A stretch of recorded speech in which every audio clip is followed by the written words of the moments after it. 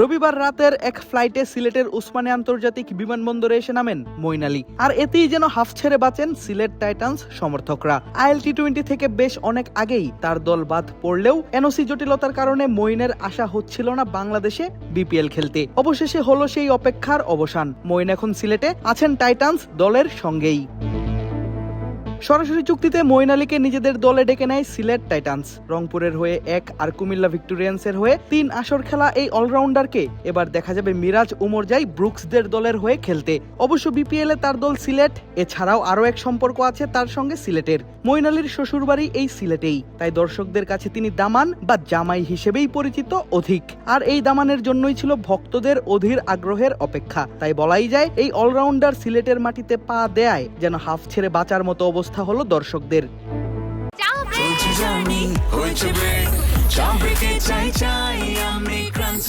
যে কোনো চা ব্রেকে বিস ক্লাব ড্রাই কেক, চায়ের সাথে আয়েশ।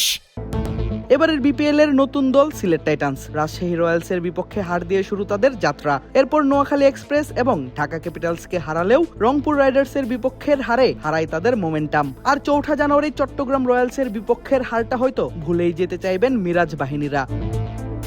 প্রথমে ব্যাট করতে নেমে তাদের স্কোর মাত্র 126, যেখানে মাত্র 34 রানেই তারা হারিয়েছিল 5টি উইকেট। আজমতুল্লাহ উমরজাইয়ের ব্যাটে ভর করে সম্মানজনক সংগ্রহ পেয়েছিল 2টি পাতা 1টি কুড়ির দলটি। তবে বল হাতে দলের পারফরমেন্স ছিল ভক্তদের জন্য আরও হতাশাজনক।